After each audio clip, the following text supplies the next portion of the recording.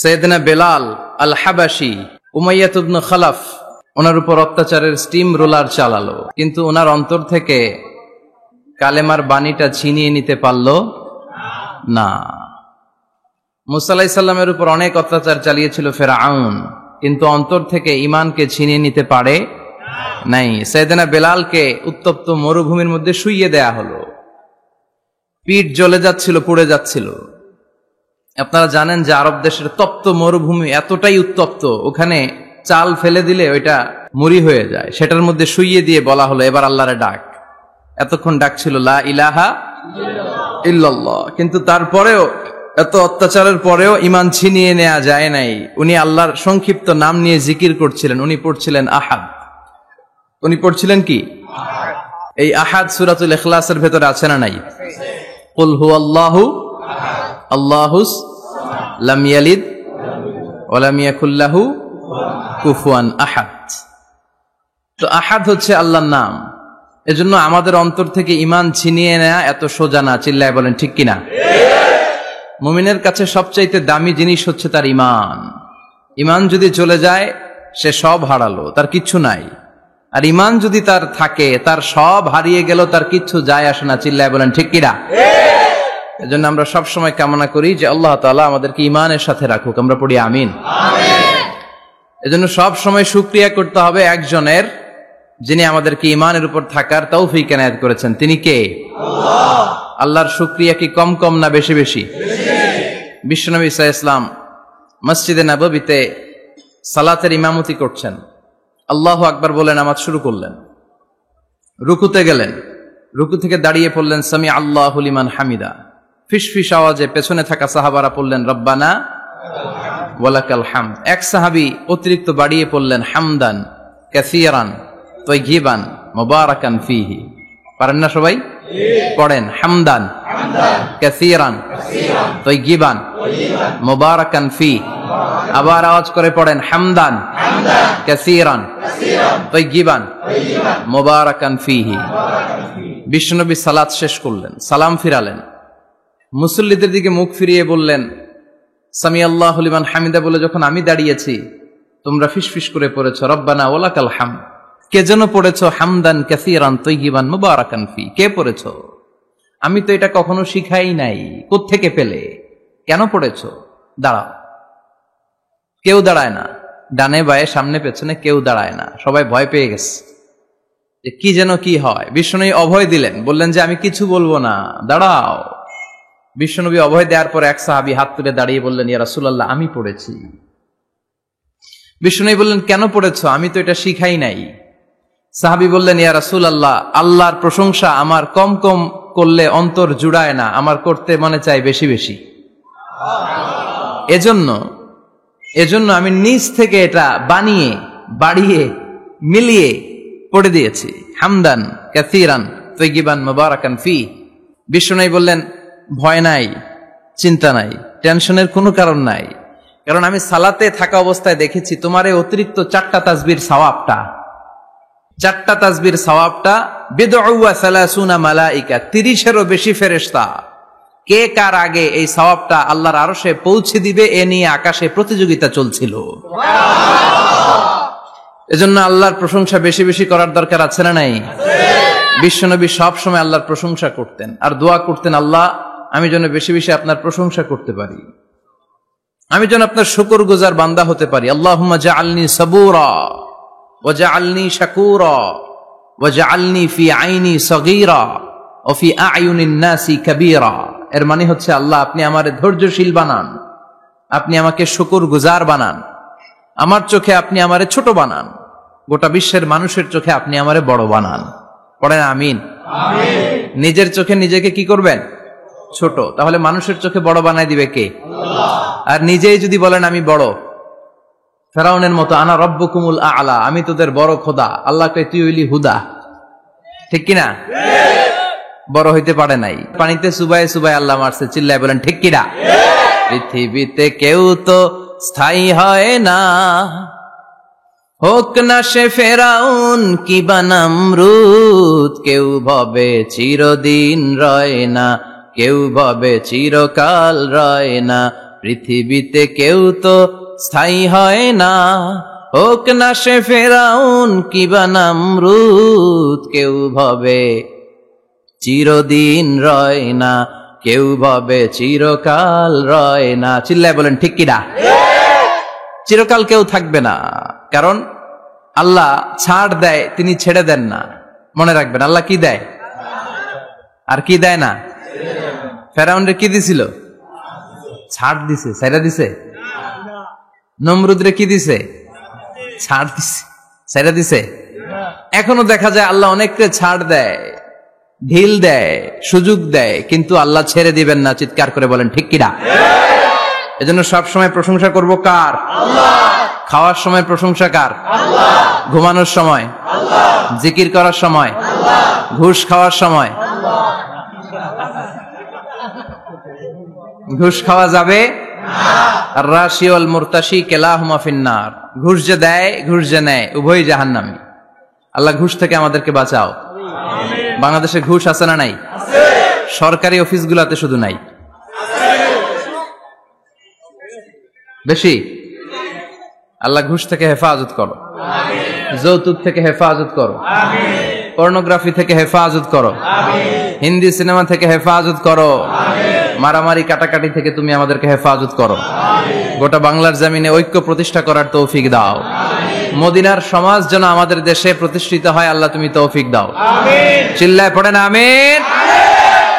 এজন্য বিপদে আপদে মুমিন সব সময় প্রশংসা করে কার? আল্লাহ। আল্লাহর প্রশংসা করে শেষ করা যায়? যাবে?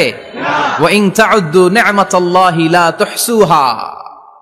আমার নেয়ামত যদি গুনতে শুরু করে দাও, গুনে শেষ করা যাবে না। আর নেয়ামতের প্রশংসা যদি করো, আমি নেয়ামত আরো বাড়িয়ে দেব। আর যদি প্রশংসা না করো, তাহলে জেনে রাখো আমার শাস্তি বড় কড়া।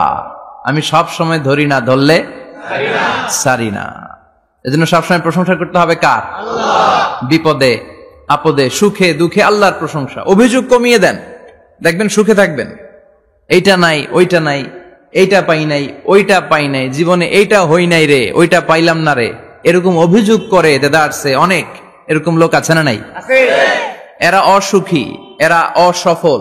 সফল ব্যক্তিদের একটা গুণাবলী হচ্ছে এরা কমপ্লেইন করে কম, কমপ্লেইন করে কম, তারা শুকরিয়া করে বেশি। দে আর ভেরি গ্রেটফুল। তারা শুকরিয়া করে বেশি। এটা পাই নাই, ওইটা পাই নাই, এগুলো বলবেন না। কারণ আপনি যেটা পাইয়া খুশি না, অনেকে এইটা পাওয়ার জন্য সংগ্রাম করে যাচ্ছে। আপনি এখন যেই জায়গাটাতে আছেন, এই জায়গাটাতে পৌঁছা অনেকে স্বপ্ন। আপনি এটা পেয়ে খুশি না, কিন্তু আপনার জায়গায় পৌঁছার জন্য অনেকে স্ট্রাগল করে যাচ্ছে, সংগ্রাম করে যাচ্ছে। আপনি যেই পজিশনে আছেন, শুধু এই পজিশনে আসাটাই অনেকের স্বপ্ন। তো শুকরিয়া করবেন না কেন? এজন্য সব সময় আমাদের বেশি বেশি শুকরিয়া করতে হবে কার? রব্বুল আলামিন বলেন, কুল লাউ কানাল বাহরু মিদাদান লিকালিমাতি রাব্বি লানাফিদাল বাহরু ক্বাবলা আন তানফাদা কালিমাতু রাব্বি ওয়ালাউ জিনা বিমিসলিহি মাদাদা। সাগরের জলকে কালি করে, গাছের পাতাকে খাতা করে, তোমার মহিমা লেখা শেষ হবে না, যদিও লিখি প্রভু জীবন ভরে। সাগরের জলকে কালি করে, গাছের পাতাকে খাতা করে, তোমার মহিমা লেখা শেষ হবে না, যদিও লিখি প্রভু জীবন ভরে। সাগরের জলকে কালি করে। চিল্লায় বলেন ঠিক কিনা? সব সাগর মহাসাগরের জল যদি কালি হয়ে যায়, কি উপমা দিলেন আল্লাহ। সব সাগরের পানি যদি কালি হয়ে যায়, সব গাছের পাতাও যদি খাতা হয়ে যায়, আর সাগরের জল নামক কালি দিয়ে গাছের পাতা নামক খাতার উপরে যদি আমি আল্লাহর প্রশংসা তোমরা লিখতে শুরু করে দাও, সাগরের জল শেষ হয়ে যাবে, গাছের সব পাতাগুলো ফুরিয়ে যাবে, আমি আল্লাহর প্রশংসা করে শেষ করা যাবে না। সুবহানাল্লাহ। বাড়িতে যায় বলবেন সাগরের জল, চারটেখানে কথা। কয়টা সাগর দেখছেন আপনি? কয়টা সাগর ঘুরছেন? প্রশান্ত মহাসাগর দেখছেন আপনি? আটলান্টিক মহাসাগর দেখেছি আমরা? দেখি নাই। প্রশান্ত মহাসাগরের সবচেয়ে গভীর জায়গার নাম মারিয়ানা ট্রেঞ্চ।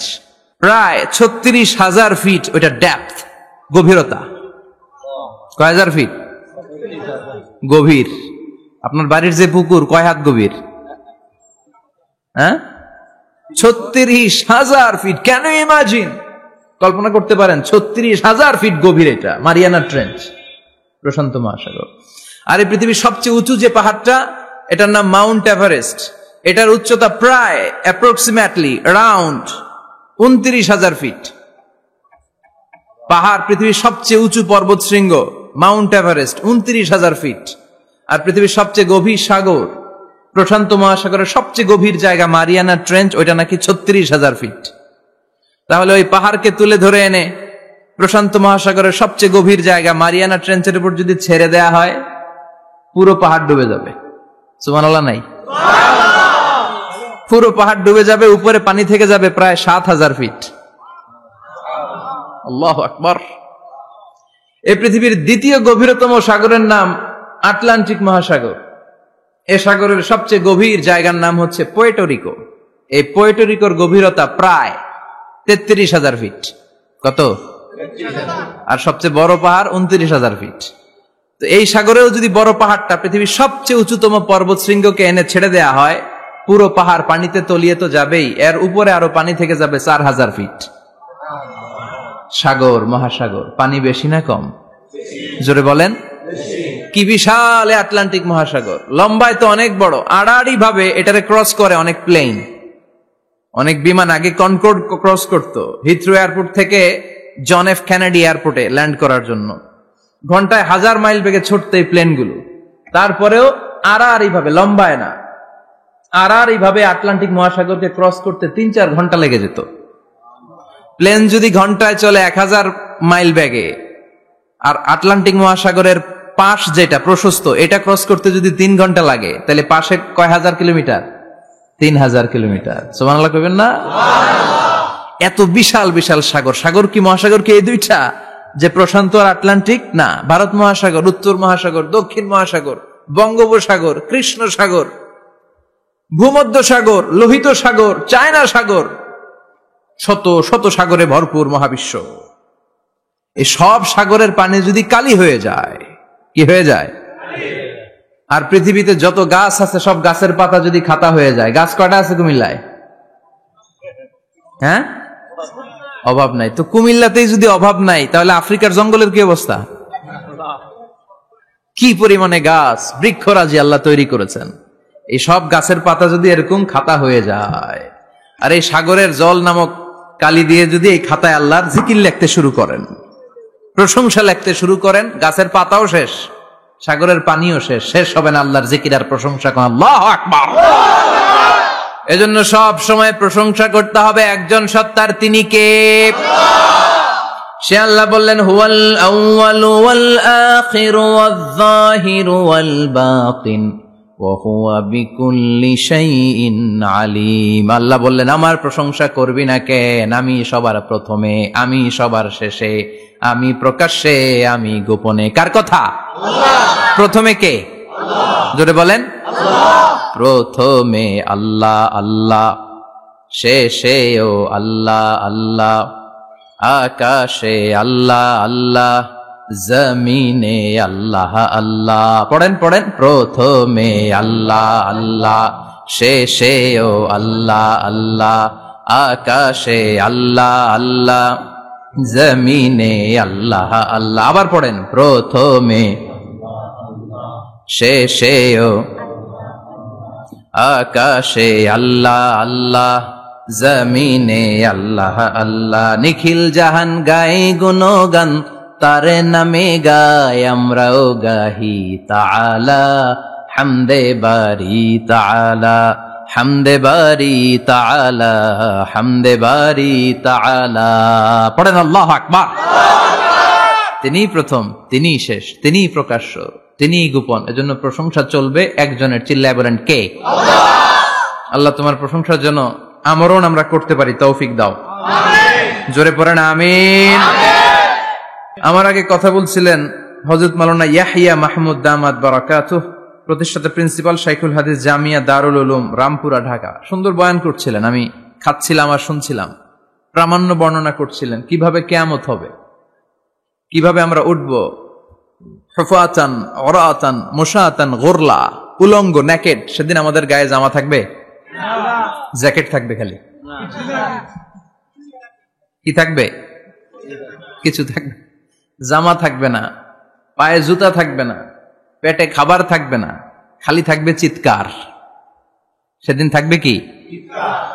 মনে হয় কথাগুলো প্রতিদিন এগুলো রিমাইন্ডার দিবেন নিজেকে যে ওই দিনটার মুখোমুখি আমি হতে যাচ্ছি, আমি কি তৈরি করেছি আখিরাতে নাজাতের জন্য। প্রতিদিন ভাবতে হবে যে দাদা চলে গেল, বাবা চলে গেল, আমিও ওই একই পথের যাত্রী। দ্য ডেস্টিনেশন ইজ সেম, গন্তব্য এক, কেউ আগে কেউ পরে। এটাই ওয়াজ, এটাই দামি ওয়াজ।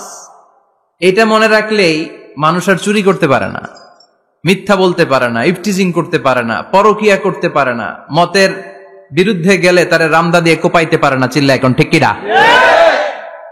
এটাই হচ্ছে ইসলাম। আখিরাতের স্মরণ, যিকরাদ্দার, চলে যেতে হবে। ছোট্ট আছি, বড় হব। এই যে দাড়ি পাকা মুরব্বীরা যারা আছেন, ওনার মায়ের পেট থেকে তো এরকম সাদা দাড়ি নিয়ে বেরিয়েছিল না? ছোট্ট বাচ্চা হয়ে এসেছিল, ওনারা ওয়া ওয়া করে কেঁদেছে। শৈশব, কৈশোর, যৌবন, প্রৌঢ়ত্ব, বার্ধক্য, বয়সের ভার, চুল আর দাড়ির শুভ্রতা। আগে ছিল সিঙ্গেল, হয়েছে ডবল, এরপরে হয়েছে মেয়ের বাপ, এরপরে শ্বশুর, এরপরে নানা। This is the circle of life. এটাই সার্কেল, রাউন্ড, এভাবে ঘুরে আবার চলে যেতে হবে। এই চিন্তাটা যদি মাথায় থাকে, ওই লোক টেন্ডারবাজি করতে পারে? চাঁদাবাজি, ইফটিজিং, মিথ্যা বলতে পারে? যৌতুক খেতে পারে? এজন্য সব সময় give yourself the reminder of আখিরাহ। আখিরাতের রিমাইন্ডার নিজেরাই নিজে দেন। অন্যায় হয়ে গেলে, ভুল হয়ে গেলে রিমাইন্ডার দেন যে থাকতে আসি নাই, চলে যাব। কেউ থাকতে পারে নাই, নবীরাও পারে নাই। যেই মালাকুল মাউত রুহু কবজ করে, ওই ফেরেশতা থাকতে পারছে? চলে গেছে। আমাদেরকে চলে যেতে হবে। আল্লাহ বুঝার তৌফিক দাও। তো উনি এগুলো নিয়ে দেখলাম কথা বলছিল, চমৎকার বলছিল। এরকম ভালো আলেমদের দাওয়াত দেওয়া উচিত, যারা কিচ্ছা কাহিনী না বলে কনস্ট্রাকটিভ কথা বলে, কিছু শিখে যাওয়া যায়, কিছু জেনে যাওয়া যায়। পুঁজির বোঝাটা হালকা না, ভারী করা যায়, ঠিক কিনা? আল্লাহ আমাদেরকে তৌফিক দান করুক, উনি যা বললেন আমরা যেন আমল করতে পারি। আরো অনেকে কথা বলেছেন, যারাই বলেছেন নিঃসন্দেহে কোরআন থেকে বলেছেন। আমরা চাই এই কোরআনের কথা ছড়িয়ে পড়ুক শহর, গ্রাম, বন্দর, বিশ্বের আনাচে কানাচে, সব জায়গায়। রাজি আছেন তো? কোরআন দিয়ে দেশ চলুক আমরা চাই না? কোরআন দিয়ে সমাজ চলুক আমরা চাই না? কোরআনের ভেতরে সব সমস্যার সমাধান দিয়েছে কে? আল্লাহ। সমাধান চাও যদি জীবনে মরণে, ফিরে যাও খুঁজে নাও, চোখ রাখো কোরআনে। পড়েন সবাই, সমাধান ফিরে যাও খুঁজে নাও, চোখ রাখো কোরআনে। If you want the solution this দুনিয়া এন্ড আখিরা, go back, have a look to the holy কোরআনে। ঠিক কিনা? Go back, sit down and have a look to the Quran. বসো, ঠান্ডা মাথায় দেখো কোরআনে কি বলেছে আল্লাহ। প্রবলেম সলভিং মেথোডোলজি, সব সমস্যার সমাধান এই কোরআনে আছে না নাই? এই কোরআনের মজলিসে আজকে আসতে বসতে পেরে খুশি না বেজার? কম না বেশি? আসুন আমরা আল্লাহর দরবারে শুকরিয়া জানাই আর পড়ি আলহামদুলিল্লাহ। প্রাণটা খুলে পড়েন আলহামদুলিল্লাহ।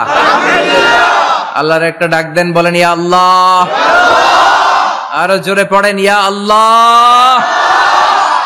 আল্লাহ তুমি কবুল করো। আমরা সরাসরি এই বইটা থেকে এখন কথা শুনবো। এই দেখেন, পৃথিবীর কোনো বইয়ে এত ময়লা থাকে না যত ময়লা থাকে কোরআনে। কারণ সমাধান দিবে তো, এজন্য ময়লা টয়লা নিয়ে সব সমাধান করে ফেলবে কোরআন। যত জায়গায় তাফসির করতে যাই ধুলাবালি মিশে থাকে। Quran for not your bookshelf, Quran is for yourself. Quran আপনার বুক সেলফের জন্য না, কোরআন আপনার জন্য। আমরা বুক সেলফে রাখি, তাও নিচের তাকে না, উপরের তাকে, যাতে কেউ নাগাল না পায়। এরকম ডাকাইতে আছে না নাই? কোরআনের সাথে অ্যাটাচমেন্ট বাড়াতে হবে। You have to increase your attachment with the holy Quran. এটা এনলাইটেন করতে এসেছে আপনার জীবনকে, আলোকিত। আলোকিত। এই যে আমরা কোরআনের উপর আলোকপাত করি না, এটা এনলাইটেন করে, আলো বিচ্ছরিত করে, আপনার জীবনকে উজালা করবে। এজন্য কোরআনের সাথে সম্পর্ক বাড়াতে হবে, শুদ্ধভাবে পড়তে জানতে হবে, অর্থ জানতে হবে। আল্লাহ কি বলেছেন জানতে মনে চায় না? আসুন আমরা জানার চেষ্টা করি। আল্লাহ তুমি তৌফিক দাও, পড়েন আমিন। আমি আপনাদের খেদমতে সূরা ইয়াসিন থেকে তেলাওয়াত করছি, টের পাইছেন? ইয়াসিন মুখস্থ আছে কার কার? আল্লাহ কবুল করো, আরো জোরে পড়েন আমিন। তো সূরাতু ইয়াসিন থেকে আজকে আমরা কথা শুনবো ইনশাআল্লাহ। পড়েন যতটুকু আমাদের সাধ্যে কুলায়। এটা মাক্কি সূরা। সূরা ইয়াসিনটা কি সূরা? বিশ্বনবীর জীবনে দুইটা পর্ব, একটা মাক্কি পর্ব, একটা মাদানী পর্ব। একটা হচ্ছে মাক্কি ইনিংস আর একটা মাদানী ইনিংস। তো এটা হচ্ছে বিশ্বনবীর মাক্কি ইনিংস এর একটা সূরা। মাক্কি ইনিংস এর বৈশিষ্ট্য হচ্ছে বিশ্বনবী তাওহীদের দাওয়াত দিয়েছেন, রিসালাতের দাওয়াত দিয়েছেন, আখিরাতের কথা বলেছেন, একটু নরম নরম কথা বলেছেন। কারণ চারদিকে খালি মাইর, চারদিকে কি কোরআনের কথা বললে মাইর আছে না? মার খেতে হয়, বকা শুনতে হয়। চিল্লা এখন ঠিক কিনা? বিশ্বনবীরে বলা হলো এগুলো ছেড়ে দেন, এগুলো ছেড়ে দেন। সুন্দরী নারী দেব, টাকার পাহাড় দেব, ক্ষমতার চেয়ারে বসিয়ে দেব, সব দিব। এই হচ্ছে আমাদের 3 দফা। নারী দেব, সম্পদ দিব, ক্ষমতা দিব। বিশ্বনবী বললেন আমার খালি 1 দফা। আমার কয় দফা? 1 দফা। লা ওয়াদাউ আশ-শামসা ফি ইয়ামিনি, সূর্য যদি ডান হাতেও দাও, ওয়াল কামারা ফি ইয়াসারি, চন্দ্র যদি বাঁ হাতেও দাও, এই কালেমার দাওয়াত থেকে 1 হাতও আমারে পিছনে নেওয়া যাবে না। চিল্লা এখন ঠিক কিনা? মুমিন কখনো ভয় পায় না, মুমিন কখনো পিছু হটে না, মুমিন স্ট্র্যাটেজি চেঞ্জ করে, মুমিন কৌশলী হয়। এই রাস্তা দিয়ে যাওয়া যায় না, বসে বসে কেঁদে লাভ নাই, রাস্তা আরেকটা খুঁজতে হবে, আরেকটা রাস্তা বানায় নিতে হবে। এটাই হচ্ছে মুমিনের বৈশিষ্ট্য। আল্লাহ তুমি বুঝার তৌফিক দাও। মাদানী ইনিংসে বিশ্বনবী গর্জে উঠলেন, জ্বলে উঠলেন আপন শক্তিতে। তো বিশ্বনবী মাদানী ইনিংসে যেটা করেছেন সেটা হচ্ছে সমাজ সংস্কার করেছেন। He was a very good reformer of the society. As a father, as a husband, as a reformer of the society, as a lawgiver, as a lawmaker, as a commander, and as a messenger, Muhammad is the Superman of the world. স্বামী হিসেবে, বাবা হিসেবে, নেতা হিসেবে, নবী হিসেবে, সমাজ সংস্কারক হিসেবে, আইন প্রণেতা হিসেবে মুহাম্মদ হচ্ছেন এই পৃথিবীর জন্য সুপারম্যান।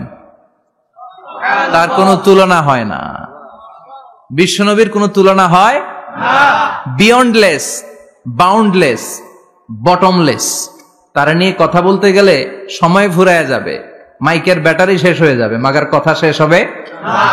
এজন্য ওনার জীবনের ক্ষেত্রে বলা হয় বিয়ন্ডলেস, বাউন্ডলেস, বটমলেস। অসাধারণ ব্যক্তিত্ব, সুপার ক্যালিফ্রাজিলিস্টিক এক্সপিয়ালিডোসাস, অসাধারণ, যার কোনো তুলনা হয় না, এক্সেলেন্ট, আনপ্যারালাল।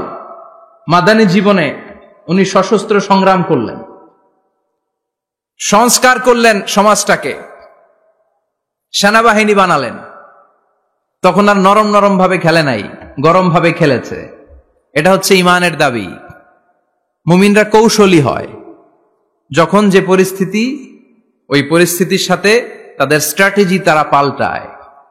তো বিশ্বনবীর মাদানী ইনিংসে এই সূরা নাজিল হয়নি, হয়েছে মাক্কি ইনিংসে, মাক্কি সূরা। এই সূরার অনেক ফজিলত, ছোটবেলা থেকেই সূরা ইয়াসিনের অনেক ফজিলতের কথা আমরা শুনেছি না? বিশ্বনবী বলেছেন ইন্না লিকুল্লি শাইইন কলবান ওয়া কলবুল কোরআনি সূরাতু ইয়াসিন। সব জিনিসের একটা কলব আছে, হৃদয় আছে, অন্তর আছে, আর কোরআনের কলবের নাম হচ্ছে সূরা ইয়াসিন। বিশ্বনবী বললেন ইন্না লিকুল্লি শাইইন কলবান, সব জিনিসের একটা কলব আছে। ওয়া ইন্না কলবাল কোরআনি সূরাতু ইয়াসিন, আর কোরআনের কলবের নাম হলো সূরাতু ইয়াসিন।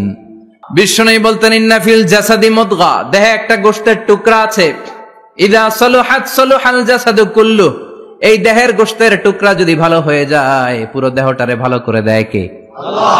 এই দেহের গোশতের টুকরাটা যদি পচে যায়, পুরো দেহটারে নষ্ট করে দেয় কে? আল্লাহ। বিশ্বনবী বললেন আলা ওয়াহিয়াল কলব, এই টুকরাটার নাম হলো কলব। টুকরাটার নাম কি? কলব। এজন্য কলবের মধ্যে আল্লাহর জিকির বসাইতে হবে। কি বসাবেন? নাকি আয়না বসাবেন? আয়না বসায় না? আয়না বসাইয়া দে মোর নবীর কলবে আয়না বসায় নাই নবী। সাইয়েদনা আবু বকর, ওমর ফারুক কেউ আয়না বসাইছে? আবু হানিফা, শাফিঈ এরা কলবের মধ্যে আয়না বসাইছে? বসাইছে জিকির। চিল্লায় বলেন বসাইছে কি? এজন্য আল্লাহ বললেন আলা বিযিক্রিল্লাহি তাতমাইন্নুল কুলুব। দুনিয়ার কোন জিনিস দিয়ে কলব ঠান্ডা হয় না, দুনিয়ার কোন জিনিস দিয়ে কলব পরিচ্ছন্ন হয় না।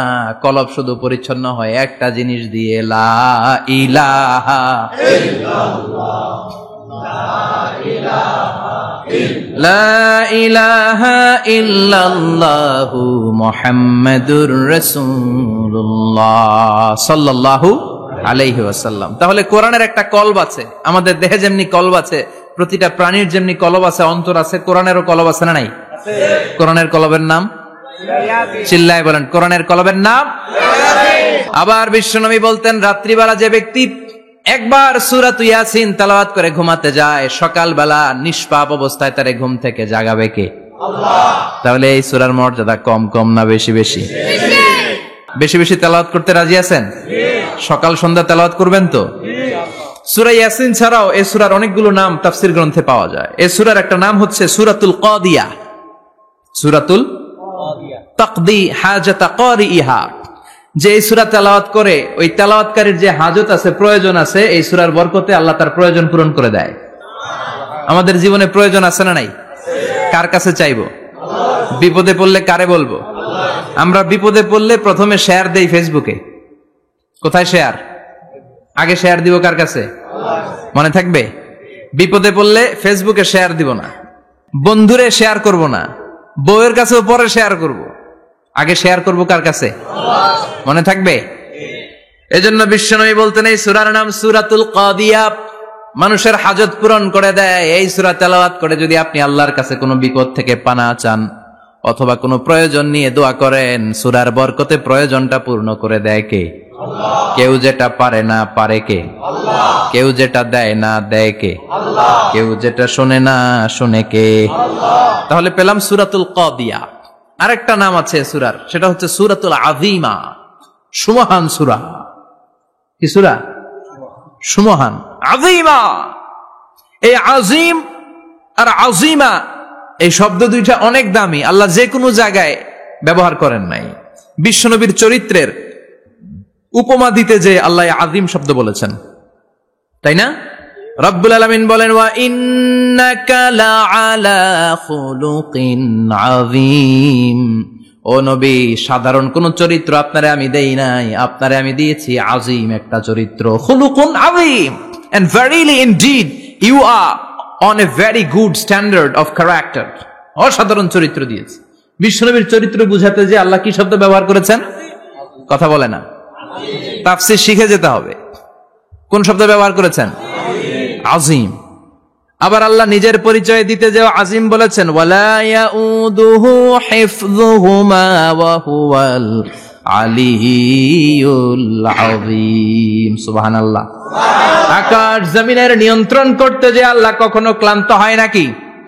কারণ তিনি হচ্ছেন আল আলিয়্যুল আযীম। আল্লাহু আকবার। তার মানে নবীর চরিত্রের ক্ষেত্রে আযীম, আল্লাহর নিজের সত্তার ক্ষেত্রে আল্লাহ বললেন আযীম। আবার বললেন কিয়ামতের দিন গোটা পৃথিবীটারে আমি নাড়িয়ে দেব, গোটা পৃথিবীতে একটা আমি ভূমিকম্প দিব। এই কথাও কোরআনে আছে না নাই? ইযা জুলজিলাতিল আরদু জিলজালাহা আল কারিয়াতু মাল কারিয়া। পুরো পৃথিবী কাঁপিয়ে দিব। এই কাঁপাকাঁপিটা ওই দিনের ভূমিকম্পটা কি অন্যান্য সময়ের ভূমিকম্পের মতো হবে? এই ভূমিকম্পকে আল্লাহ বলেছেন আযীম। ইন্না জালজালাতাস সাআতি লা শাইউন আযীম।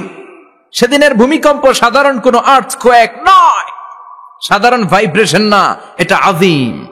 আবার আল্লাহ কোরআনকেও আযীম বলেছেন, ওয়ালাকাদ আতাইনাকা সাবআম মিনাল মাসানি ওয়াল কুরআনাল আযীম। ও নবী, আমি আপনারে নিত্য পাঠনীয় সপ্তবাক্য সূরাতুল ফাতিহা দিয়েছি, সাথে সাথে কোরআনে আযীম দান করেছি। সুবহানাল্লাহ।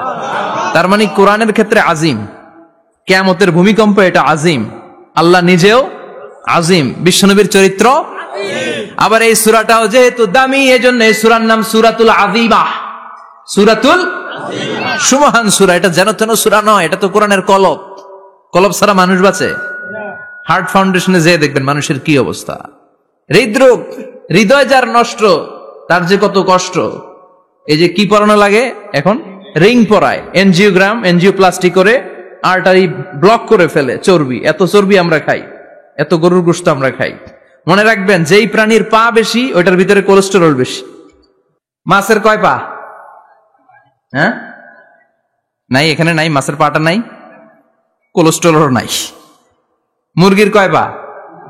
জোরে বলতে হবে। তার মানে কিছু কোলেস্টেরল আছে না নাই? গরুর কয় পা? কোলেস্টেরল বেশি না কম? এইবার কোন চিংড়ির কয় পা? সবচেয়ে বেশি কোলেস্টেরল কন্টেইন করে শ্রিম্প, প্রন, চিংড়ি। এজন্য এগুলো কম খাইতে হবে।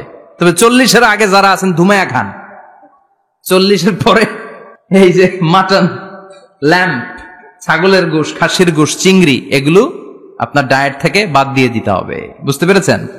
এজন্য এই সূরাটা যেন তেন সূরা নয়, এটা তো কোরআনের কলিজা, হার্ট, হৃদয়। এজন্য সূরাটা সূরাতুল আযীমা। সুবহানাল্লাহ পড়েন। তার মানে 1 নম্বরে পেলাম সূরাতুল কাদিয়াহ, 2 নম্বরে পেলাম সূরাতুল আযীমা, 3 নম্বরে সূরার আরেক নাম হলো সূরাতুল মুইম্মা।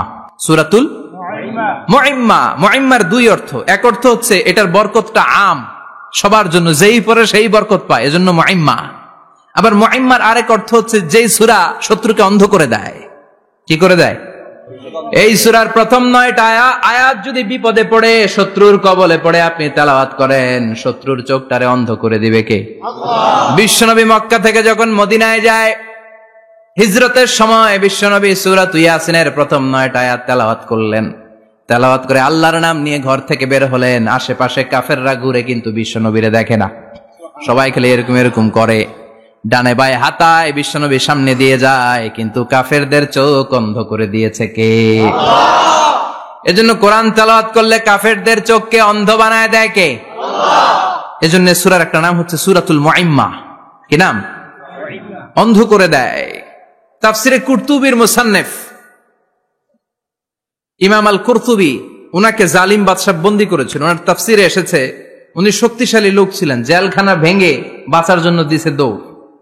উনারেও ধরার জন্য জালিম বাদশার সৈনিকেরা ঘোড়া নিয়ে রওনা হয়েছে। উনিও দৌড়ায়, ঘোড়াও পেছন থেকে আসে। ওমিয়া মানুষ কি ঘোড়ার দৌড়ের সাথে পারে? উনি হাঁটতে হাঁটতে হয়রান হয়ে এক বালুর ময়দানে যে ধপাস করে পড়েছে। ওরাও ঘোড়া দিয়ে এসে নেমেছে, কিন্তু আজীব তামাশা, উনি বালুতে ধপাস করে পড়েই সূরাতুল ইয়াসিনের প্রথম 9 আয়াত তেলাওয়াত করতে শুরু করেছেন।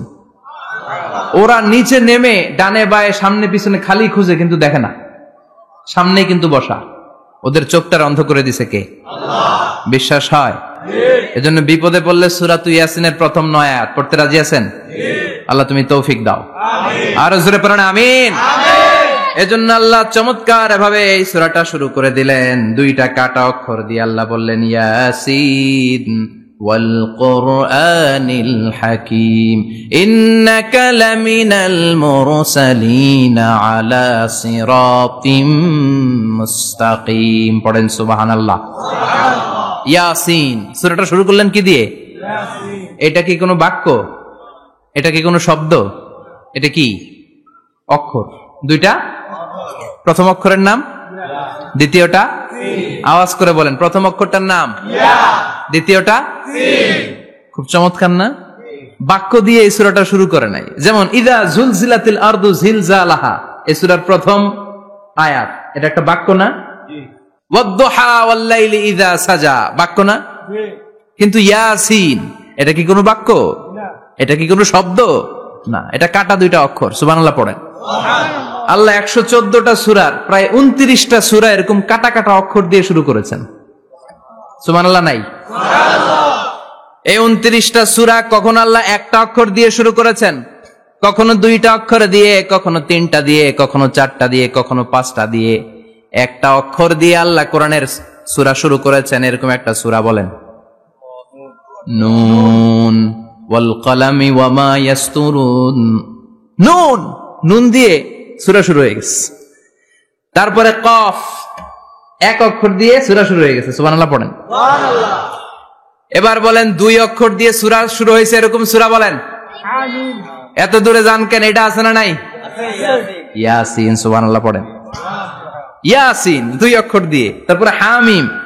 এবার 3 অক্ষর দিয়ে আল্লাহ সূরা শুরু করছেন এরকম আলিফ লাম মিম, তা সিন মিম। আল্লাহু আকবার। আবার 4টা অক্ষর দিয়ে সূরা শুরু হয়েছে, এরকম আছে না নাই? আবেশরাব কোন?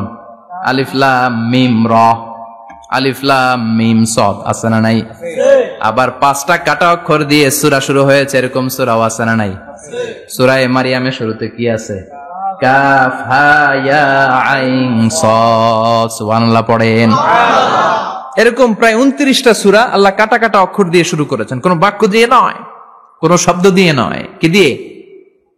হারফ দিয়ে। হারফ, এই হারফগুলোরে বলে হুরুফ আত-তাহাজ্জি বা হুরুফ আল-মুকাত্তাআত, কাটা কাটা অক্ষর। মনে রাখবেন কোরআনের আয়াতগুলো 2 ভাগে বিভক্ত, একটা মুহকাম, একটা মুতাশাবিহ। মুহকাম মানে যেগুলোর অর্থ আমরা জানি, যেগুলোর ব্যাখ্যা আমরা জানি, যেটার ইন্টারপ্রিটেশন, এক্সপ্লেনেশন আমাদের জানা আছে। আর মুতাশাবিহ আমরা অর্থ জানি না, আমরা ব্যাখ্যা জানি না, এটা দিয়ে আসলে কি বুঝাইছে আমরা কেউ জানে না। জানে একজন, চিল্লায় বলেন তিনি কে?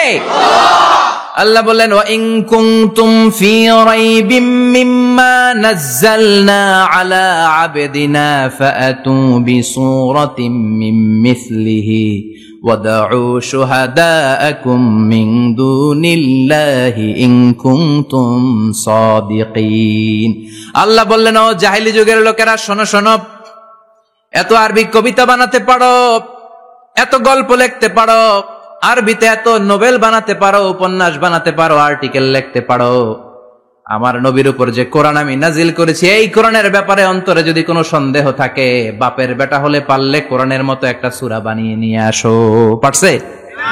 কিয়ামত পর্যন্ত কেউ পারবে? বিশ্বনবী যেই জামানাতে এসেছিলেন, ওই জামানায় আরবি ভাষা সাহিত্যের উৎকর্ষতা সাধিত হয়েছিল। আরবি ভাষার এতটা উৎকর্ষ পৃথিবী কখনো দেখে নাই। কবিতা, গদ্য, পদ্য, গল্প, উপন্যাস, রচনা, প্রবন্ধ, আর্টিকেলের সয়লাভ। এই ভাষা সাহিত্যিকদের চোখে আঙ্গুল দিয়ে আল্লাহ বুঝাতে চাইলেন, এত অর্থ করতে পারো, এত ব্যাখ্যা জানো, এত বড় বড় বুলিয়া ওড়াও, এত কিছু তুমি জানো, তাহলে বলো ইয়াসিন অর্থ কি? সুবহানাল্লাহ কইবেন না? তাইলে বল নুন অর্থ কি? কফ মানে কি? আলিফ লাম রা মানে কি? ফাবুহিতাল্লাযী কাফার। কেউ জানে না, কেউ উত্তর দিতে পারে না। কোন সুবহানাল্লাহ।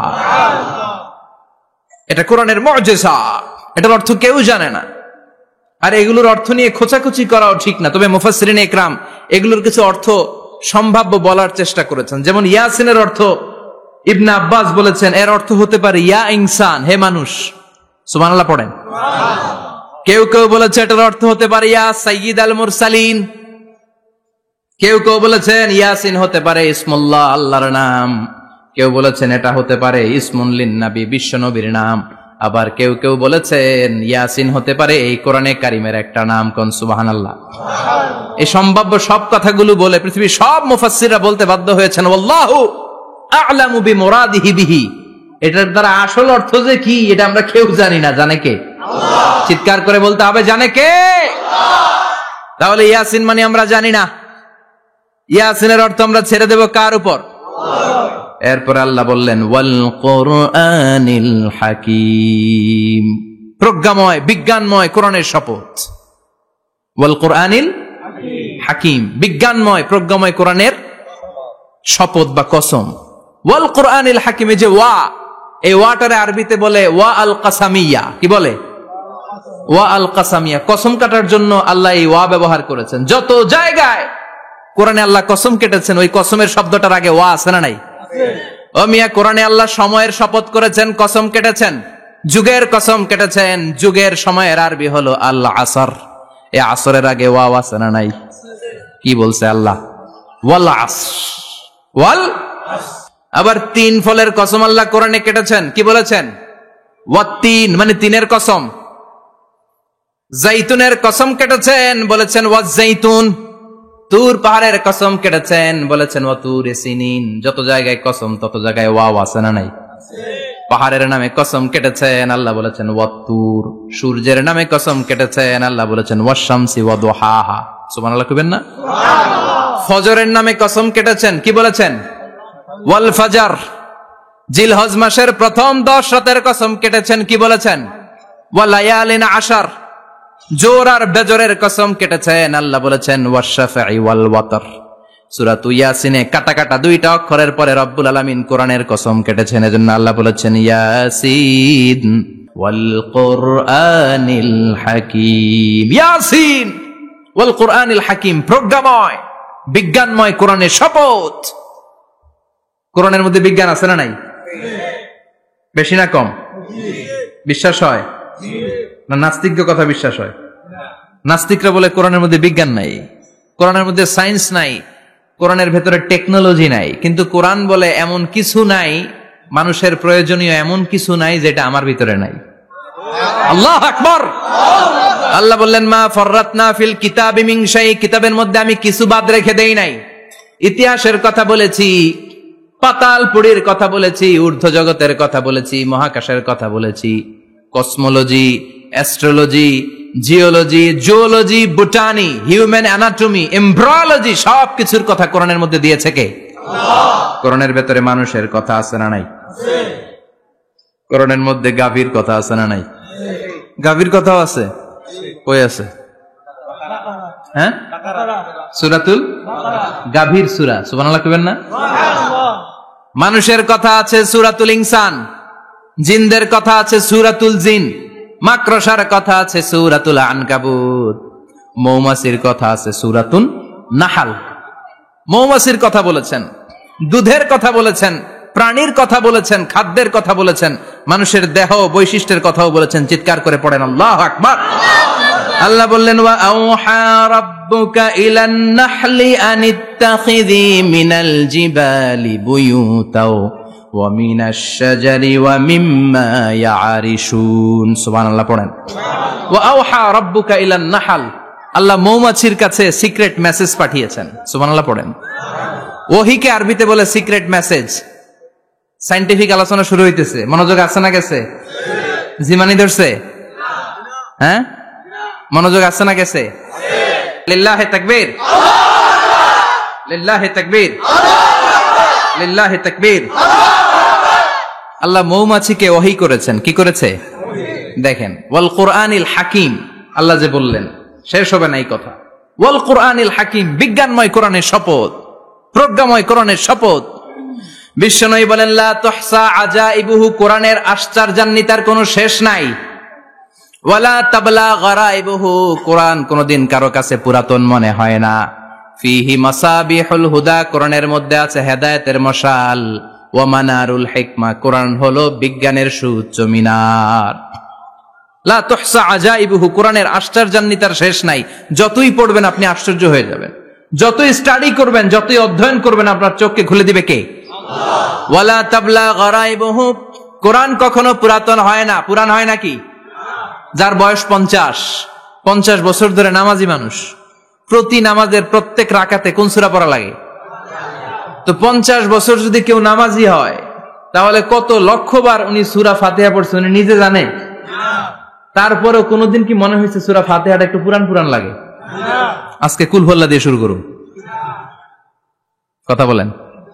পুরান লাগছে কোনদিন? এত পড়ছি এটা, আজকে আর এটা না, আজকে আর একটা, এরকম মনে হয়? ওয়ালা তাবলা গারাইবুহু, পুরান লাগে না। প্রতিদিন নতুন, প্রতিনিয়তই নতুন, অলওয়েজ নিউ, সব সময় নতুন। এজন্য বিশ্বনবী বললেন লা তুহসা আজাইবুহু, কোরআনের আশ্চর্যান্বিতার শেষ নাই।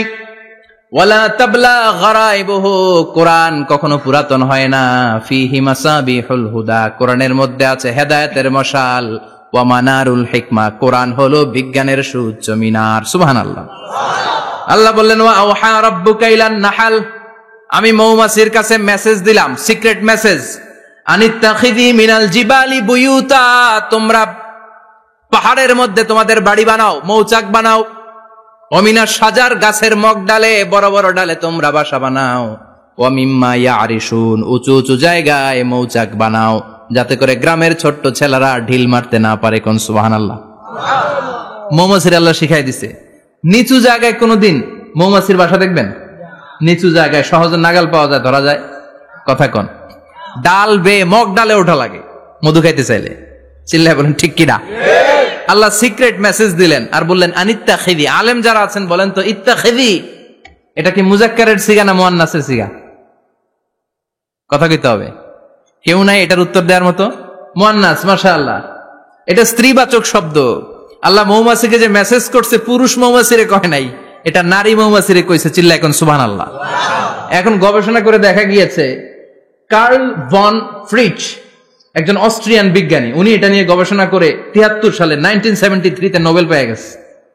এই আয়াতের উপর গবেষণা করে আল্লাহ কেমন করে সিক্রেট মেসেজ দিয়েছেন, কেমন করে মৌমাছি মৌচাকের বাসা বাঁধে, কেমন করে মধু আহরিত হয়, এটার উপর গবেষণা করে উনি একটা বই লিখেছেন, দ্য ডান্সিং বিজ।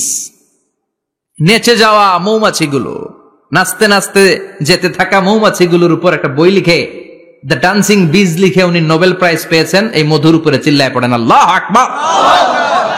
এখন কোরআনের আয়াত থেকে বোঝা গেল আনিত্তাখিযি মিনাল জিবালি বুয়ুতা, আল্লাহ নারী মৌমাছিকে বলেছেন মৌচাক বানাও, তোমাদের মধু রাখার জন্য বাসা বানাও। কার্ল ভন ফ্রিচ গবেষণা করে পেয়েছে মৌচাকের বাসা বানানো হয়, মধু আহরণ করা হয়, যেই মৌমাছিটা নেতৃত্ব দেয় এটা পুরুষ মৌমাছি নয়, এটা হলো মহিলা মৌমাছি। কোন সুবহানাল্লাহ।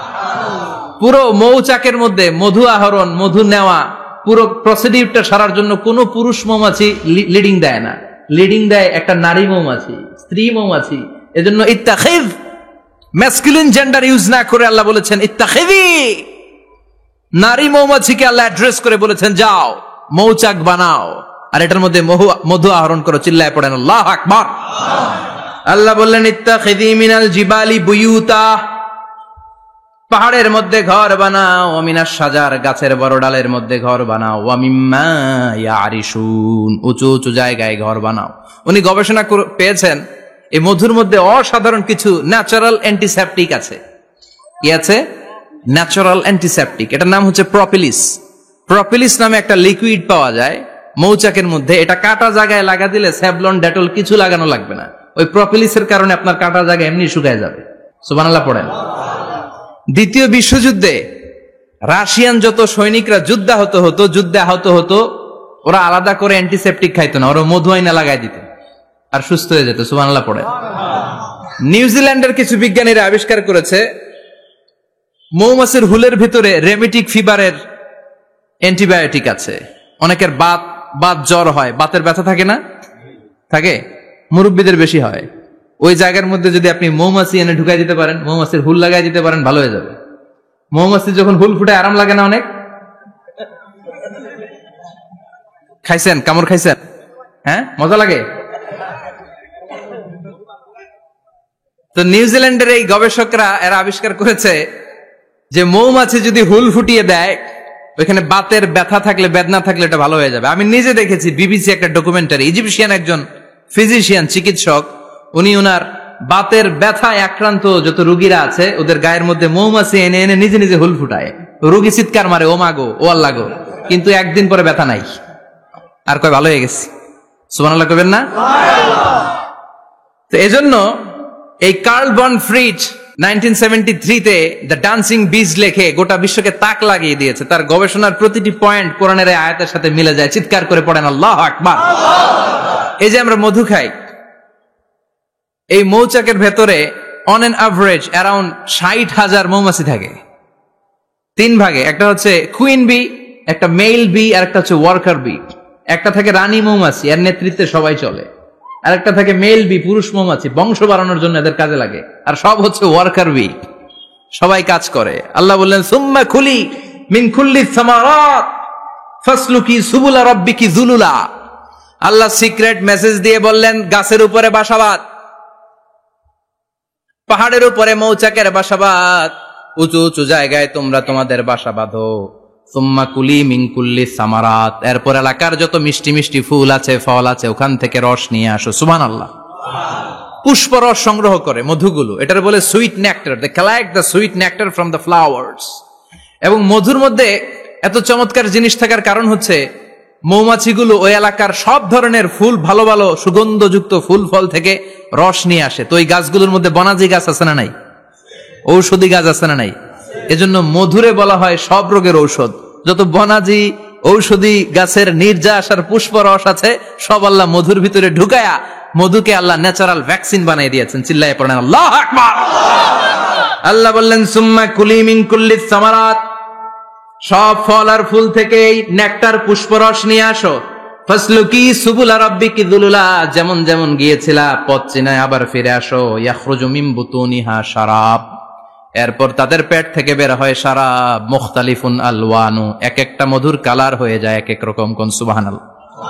সরষে ফুলের মধু একটু সাদা সাদা হয় না? আমি হচ্ছি মধু খাওয়ার পোক। আমি দেশে বিদেশে যেখানে গিয়েছি ফ্রেশ হানি আমি অনেক খুঁজেছি। ইয়ামানি একটা মধু পাওয়া যায়, ইয়ামানের সাওয়াহিলি এলাকায়, পাহাড়ি এলাকায়, একেবারে কুচকুচে কালো। আবার অনেক মধু আছে কিছুটা খয়েরি এবং হলুদ বর্ণের, কিন্তু সরষে ফুলের যে মধুটা এটা অনেকটা সাদা। এই পুষ্পরস নিয়ে মৌমাছিগুলো মৌচাকের মধ্যে ঢেলে দেয় না, এগুলো খেয়ে ফেলে। প্রত্যেকটা মৌমাছির পেটের ভেতরে আল্লাহ 2টা করে স্টোমাক দিয়েছে, পাকস্থলী। সুবহানাল্লাহ পড়ে। এটাই কার্ল ভন ফ্রিচ দ্য ডান্সিং বিজ বইয়ের মধ্যে লিখেছে গবেষণায়, যে 2টা পাকস্থলী। একটা পাকস্থলী দিয়ে মৌমাছি খায়, নিজে খেয়ে বাঁচে, আর একটা পাকস্থলী দিয়ে এই ফ্লাওয়ার নেক্টার, পুষ্পরস সংগ্রহ করে ওই পাকস্থলীতে রাখে। ওই পাকস্থলীর ভেতরে আল্লাহ একটা ন্যাচারাল এনজাইম দিয়েছেন, ওই এনজাইমের সাথে ওই পুষ্পরসটা মিক্সড হয়। তারপরে আরেকটা টিউব আছে, ওই টিউব দিয়ে মৌমাছি যে সে বাসার মধ্যে মৌমাছি যে সেখানে সাপ্লাই করে দিয়ে আসে, মধু ঢুকিয়ে দিয়ে আসে। চিল্লায় পড়েন সুবহানাল্লাহ। তার মানে বিষয়টা এমন না ফুলের রস নিয়ে মৌচাকের দিয়ে আসলো, ফুলের রস সে নেয়, তার স্পেশাল একটা স্টোমাকের মধ্যে ঢুকায়, সেখানে এনজাইম দিয়ে, পাচক রস দিয়ে আল্লাহ এটাকে সমৃদ্ধ করে দেয়। তারপর আলাদা একটা নল দিয়ে, টিউব দিয়ে মৌচাকের ভেতরে ঢুকিয়ে দেয়। কোন সুবহানাল্লাহ। কি অসাধারণ পদ্ধতিতে আল্লাহ মধু বানালেন। আর কি সুন্দর মধু হাতের মধ্যে লয়া জিব্বা দিয়া চাটে আর গান গায়, মধু হই হই বিষাবাইলা। আছে না নাই? আল্লাহ শুকরিয়া নাই? চিৎকার করে বলেন শুকরিয়া করতে হবে কার? আল্লাহ বললেন ইয়াখরুজু মিন বুতুনিহা, এটা মধু সরাসরি চলে আসে না, ওর পেট থেকে বের হয়। মুখতালিফুন আলওয়ানুহু, বিভিন্ন রঙের মধু। আছে না নাই? ব্ল্যাক কালারের মধু হয়, হোয়াইট হানি হয়, অর্গানিক হানি হয়, ক্রিমড হানি হয়। কত ধরনের মধু যে আল্লাহ পৃথিবীতে রেখেছে তার ইয়ত্তা নাই। এরপর আল্লাহ বললেন ফিহি শিফাউন লিন্নাস, মধুর ভিতরে শিফা দিয়েছে কে? আল্লাহ। এজন্য বিশ্বনবীর খাদ্য তালিকার মধ্যে মধু আছে না নাই? বিশ্বনবী সুগন্ধযুক্ত ওলা মধু খেতেন, দুর্গন্ধযুক্ত ওলা কোনো মধু মুখে নিতেন না। সুবহানাল্লাহ। বিশ্বনবীর জামানায় মাগাফির নামে একটা মধু ছিল, দুর্গন্ধযুক্ত, এটা কখনো বিশ্বনবী মুখে নিতে চাইতেন না। সুগন্ধযুক্ত মধু সবসময় বিশ্বনবী খেতেন। বিশ্বনবীর স্ত্রীরা এই সুগন্ধিযুক্ত মধু বোতলের মধ্যে প্রিজার্ভ করে রাখতেন বিশ্বনবীকে দেওয়ার জন্য। বিশ্বনবী প্রাণ ভরে এগুলো পান করতেন। সুবহানাল্লাহ। বিশ্বনবী যে সমস্ত খাদ্যগুলো পছন্দ করতেন হাদিসে এসেছে, বিশ্বনবী রুটি খেতেন, খেজুর খেতেন, খেজুর, খেজুর চিনেন? বালাহ, তামার, দুধ খেতেন, এই মধু খেতেন, জব খেতেন, বার্লি খেতেন, লাউ খেতেন, রুম্মান, ডালিম ফল, আনার ফল, আনার চিনেন? আনার, এই আনার খেতে পছন্দ করতেন বিশ্বনবী। মাশরুম খেতেন, মাশরুম, মাশরুম চিনেন? ব্যাঙ্গের ছাতার মতো। রেস্টুরেন্টে ইদানিং মাশরুমের স্যুপ পাওয়া যায়, এটা খাবেন। যাদের চোখের জ্যোতিতে সমস্যা, দৃষ্টিতে সমস্যা, খাবেন। হাদিসে এসেছে আল কামআতু মিনাল মান ওয়া মাউহা শিফাউন লিল আইন। মাশরুম হলো মান্না সালোয়ার মতো খাবার। মাশরুমের স্যুপ যারা খাবে, চোখের জ্যোতি যাদের কম, তাদের চোখের জ্যোতি বাড়িয়ে দিবে কে? বুখারীর বর্ণনা, কানা রাসূলুল্লাহ ইউহিব্বুল হালাওয়া ওয়াল আসাল, বিশ্বনবী মিষ্টান্ন খেতে বড্ড পছন্দ করতেন। আবার বিশ্বনবী বেশি বেশি মধু খেতে পছন্দ করতেন। সুবহানাল্লাহ। কোরআনে 2টা জিনিসের ক্ষেত্রে আল্লাহ শিফা যোগ করেছেন, যে 2টা জিনিসের সাথে সম্পৃক্ত হলে শিফা। এক হচ্ছে কোরআন পড়লে শিফা, অনুনাজ্জিলু মিনাল কোরআনি মা হুয়া শিফা। আবার কোরআনে এই আয়াতের ক্ষেত্রে বলা হয়েছে শিফা ফিহি শিফাউন লিন্নাস। এজন্য সাইয়েদানা ইবনে মাসউদ এই উম্মাহকে উদ্দেশ্য করে বলেছেন আলাইকুম বিশিফাইন, তোমাদের উচিত 2টা জিনিস থেকে শিফা নেয়া। এক হলো কোরআন, 2 হলো আসাল মানে মধু। কোন সুবহানাল্লাহ। কোরআন তেলাওয়াত করলে অসুস্থরে সুস্থ করে দেয় কে? সূরা ফাতিহা তেলাওয়াত করলে অসুস্থকে সুস্থ বানিয়ে দেয় কে? আবার মধু খেলে সুস্থ বানিয়ে দেয় কে? মধু খেয়ে প্রশংসা করবেন কার? নাকি মধু হই হই বিষাবাইলা বলবেন এগুলা কখনো? খাঁটি মধু খেতে হবে, খাঁটি মধু খেতে হবে। তাহলে ফিহি শিফাউন লিন্নাস, কত কিছু দিয়ে যে আল্লাহ এটাকে সমৃদ্ধ করেছেন। এটার মধ্যে গ্লুকোজ আছে, এটার মধ্যে সুক্রোজ আছে, ফ্রুকটোজ আছে, প্রোটিন আছে, মিনারেলস আছে, ক্যালসিয়াম আছে, ভিটামিন আছে। খাইলেই শরীর গরম হয়ে যায়। সুবহানাল্লাহ। এজন্য শীতকালে বেশি বেশি খাবেন, জাম্পার লাগবে না। শীতকালে মধু খেয়ে রাত্রেবেলায় বের হবেন, আর মাফলার পেঁচিয়ে বেরোয়া লাগবে না। সুবহানাল্লাহ পড়েন। তার মানে আল্লাহ বললেন ইয়াসিন ওয়াল কোরআনিল হাকিম, প্রজ্ঞাময় বিজ্ঞানময় কোরআনের কসম। কোরআনের ভেতরে বিজ্ঞান আছে না নাই? বিজ্ঞানের কথা এই তো শুরু করলাম, আজকে সারা রাত বিজ্ঞানের কথা বলবো। থাকবেন কতক্ষণ? হ্যাঁ, স্লোগান দেন লিল্লাহি তাকবীর। এরপরে আল্লাহ বললেন গোলাম ওয়া ইন্না লাকুম ফিল আনআমি লাইবরা, প্রাণীকুলের দিকে নজর করে তাকাও, প্রাণীকুলের মধ্যে আমি তোমাদের জন্য নিদর্শন রেখেছি। নুসকিকুম মিম্মা ফি বুতুনিহি, এই প্রাণীকুলের পেট থেকে একটা চমৎকার জিনিস আমি বের করে দেই, এটার নাম হচ্ছে দুধ। এটা কি? দেখেন, একই আয়াতের মধ্যে আল্লাহ মধুর কথাও বললেন, আবার দুধের কথাও বললেন। দুধটা কিভাবে হয়, উৎপন্ন হয়, মধু কেমনে হয়, ইঞ্চি ইঞ্চি কথা এই কোরআনের ভেতরে তুলে ধরলেন কে? আল্লাহ বললেন মিমবাইনি ফারসিউ ওয়া দামিল লাবানা, গোবর আর রক্তের মাঝখান দিয়ে আমি দুধ বের করি। সুবহানাল্লাহ পড়েন।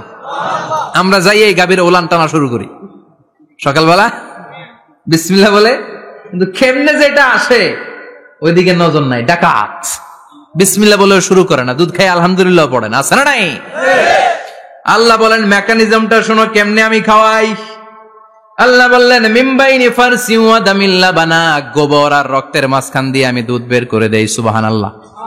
গরু যে ঘাস খায়, এই ঘাস থেকে রক্ত হয় আর গরুর গোবর হয়। পেটের একদিকে থাকে গোবর, আরেক দিকে থাকে রক্ত। রক্ত দুর্গন্ধ, গোবরও দুর্গন্ধ। রক্তও নাপাক, গোবরও নাপাক, এই দুই নাপাক আর দুর্গন্ধের মাঝখান দিয়ে সুগন্ধযুক্ত দুধ বের করে দেয় কে? আল্লাহ বললেন মিমবাইনি ফারসিউ ওয়া দামিল লাবানা, গরু যে খাবারগুলো খায় ওই খাবারের এক পাশ দিয়ে গোবর হয়ে যায় আর এক পাশ দিয়ে রক্ত হয়ে যায়, মাঝখান দিয়ে দুধ বের করে দেয় কে? What a amazing mechanism of discharging milk from animal's body. What a amazing mechanism. একদিক দিয়ে গোবর দুর্গন্ধ, আরেক দিক দিয়ে ঘাস খাওয়ার কারণে রক্ত হয়, মাঝখান দিয়ে দুধ বের হয়ে যায়। সুবহানাল্লাহ। আবার বাছুর ছাড়া দুধ পাওয়া যায় না। গাভী আছে কার কার? হাত তোলেন তো। বাছুর ছাড়া দুধ পাওয়া যায়? শুধু গাভী, বাছুর নাই, দুধ আসবে? আবার এই যে বিশাল বড় ওলান 20 কেজি দুধ দেয় প্রতিদিন, এই ওলান কাটলে দুধ পাওয়া যায়? এক ফোঁটা দুধও ওলানটা কেটে টুকরা টুকরা করলে আপনি পাবেন না। এটা আলাদা মেকানিজম। এটা ভিতর থেকে একটা নির্যাস, বাছুর নিয়ে দুইটা ঢু মারবেন, ওই নির্যাস দিয়ে দুধ বেরোতে থাকবে গোবর আর রক্তের মাঝখান দিয়ে। এজন্য বিশ্বনবী বলতেন বেশি বেশি দুধ খাও। দুধ হলো সুষম খাদ্য। পৃথিবীতে আবিষ্কৃত যত খাবার আছে, দুধের চাইতে ভালো খাবার আছে নাকি? কথা কন। মানুষ পানি খেয়ে 3-4 দিন বাঁচে জানেন, আর পানির মধ্যে লবণ দিলে 7-8 দিন বাঁচতে পারবেন। আর দুধ পাইলে আজীবন বাঁচবেন। দুধ খেয়ে যদি হজম করতে পারেন, দুধ খেয়ে হজম করতে পারলে আজীবন বেঁচে যাবেন। সুষম খাদ্য। বিশ্বনবী যে রাতে মেরাজে যাবেন, সিদরাতুল মুনতাহা পার হওয়ার পরে বিশ্বনবীর পরীক্ষা শুরু হলো। বিশ্বনবীকে বুখারীর বর্ণনা 3টা গ্লাস দেয়া হলো। কাদাহ ফিহি লাবান, এক গ্লাসের মধ্যে দুধ ছিল, ওয়া কাদাহ ফিহি আসাল, আরেক গ্লাসের মধ্যে ছিল মধু, আরেক গ্লাসের মধ্যে ছিল মদ। কাদাহুন ফিহি খামার। বিশ্বনবীকে 3টা গ্লাস দিয়ে বলা হলো নবী চুজ করেন কোনটা নেবেন। এক গ্লাসে মধু, আরেক গ্লাসে দুধ, আরেক গ্লাসের মধ্যে বিশ্বনবীকে দেয়া হলো মদ। বিশ্বনবী বললেন যে এই গ্লাসের ভেতরে দুধ আছে, আমি ওই পেয়ালাটা নিলাম। সাইয়েদনা জিবরাইল বললেন ইয়া রাসূলুল্লাহ আখাসতাল ফিতরা, আপনি যেমন নিছেন তেমন। সুবহানাল্লাহ কইবেন না? বিশ্বনবী দুধ খেতে পছন্দ করতেন, আর বিশ্বনবী বলতেন আলাইকুম বি আলবানিল বাকার, বেশি বেশি গরুর দুধ খাবা। ফাইন্নাহা তুরাম্মু মিনাল আশজার, কেননা এটা সবুজ লতা পাতা ঘাস পাতার নির্যাস। গরু কি খায়? ঘাস খায় না? এই ঘাসের নির্যাস হচ্ছে দুধ। বিশ্বনবী বলতেন বেশি বেশি দুধ খাবা। ফিহি শিফা, এর মধ্যে শিফা আছে। ফি লাবানিহা শিফা ও লুহুমিহা দা, গরুর দুধে আছে শিফা, গরুর গোশতের মধ্যে আছে রোগ। সুবহানাল্লাহ কোন। কত বড় ফিলোসোফার বিশ্বনবী। বিশ্বনবী বলে গিয়েছেন গরুর দুধ বেশি খাও, কিন্তু গোশ বেশি খাইও না। আর আমরা গরুর গোশ পাইলে কোপায় ফেলাই। সাদা ভাত আর ঝাল গরুর মাংস যদি হয়, ওই যে অনেকের জিহ্বায় পানি চলে আসছে।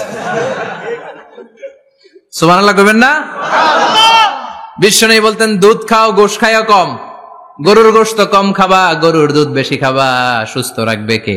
আল্লাহ। আবার বিশ্বনবী মায়েদেরকে বলেছেন, ও মায়েরা, সন্তান হওয়ার পরে 2 বছর দুধ খাওয়াবা। আল্লাহু আকবার।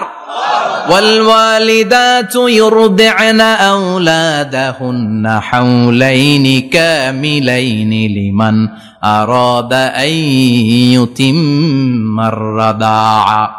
সন্তান যারা পেয়েছো মায়েরা, বোনেরা, 2 বছর দুধ খাওয়া সন্তানদের সুস্থ রাখবে কে? আল্লাহ। বাচ্চা ডেলিভারির পরপরই আল্লাহ তাআলা মায়ের বুকে একটা দুধ দেয়, এটাকে বলে শাল দুধ। এটা হচ্ছে বাচ্চার জীবনের প্রথম প্রাকৃতিক টিকা। সুবহানাল্লাহ কয় না? সুবহানাল্লাহ। এটা বেবির জীবনে ন্যাচারাল প্রাকৃতিক টিকা, প্রতিষেধক আল্লাহ দিয়ে দিয়েছে। আপনার বাচ্চাকে টিকা দিন, স্লোগান আছে না? 5টা 7টা টিকা দেয়া লাগে। প্রথম টিকাটা আল্লাহ নিজেই ফ্রি দিয়ে দিছে। এটা শাল দুধের ভেতরে পাওয়া যায়। এজন্য বাচ্চাকে শাল দুধ খাওয়াতে হবে।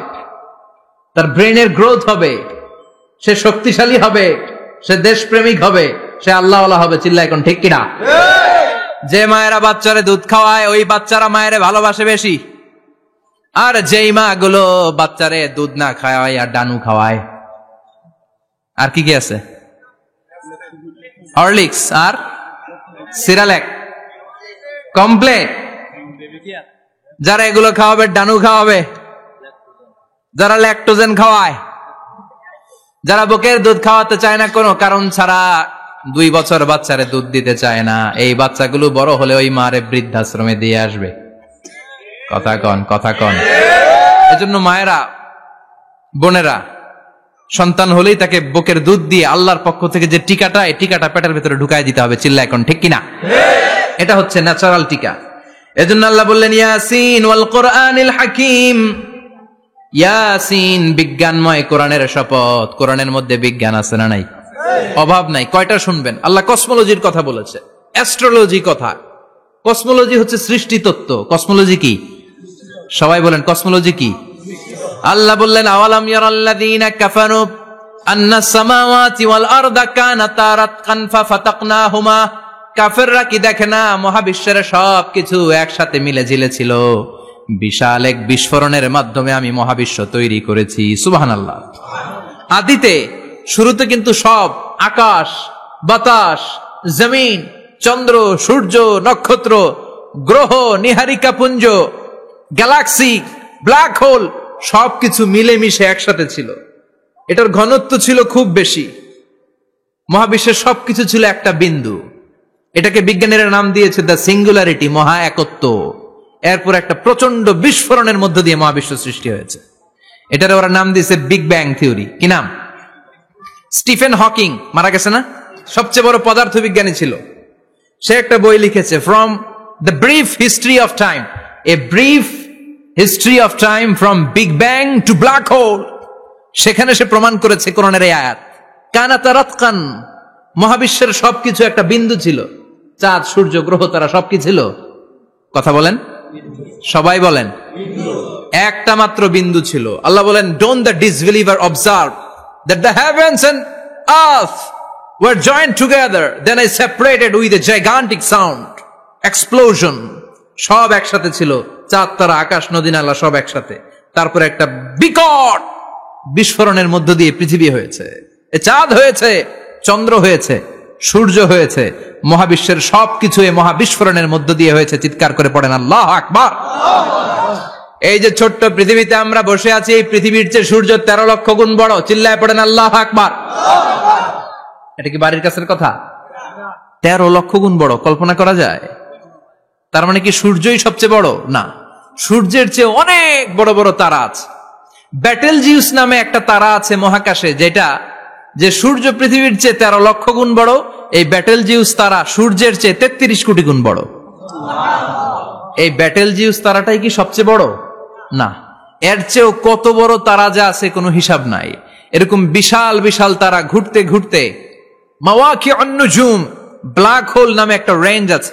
এই রেঞ্জের মধ্যে যদি ঢুকে যায়, ছোট্ট বাচ্চার মুখে চকলেট দিলে বাচ্চা যেমনি চকলেট চুষে খেয়ে ফেলে, এই বিশাল বিশাল তারাগুলো ব্ল্যাক হোলের মধ্যে ঢুকলে এক মুহূর্তের মধ্যে নিঃশেষ হয়ে যায়। চিল্লায় পড়েন আল্লাহু আকবার।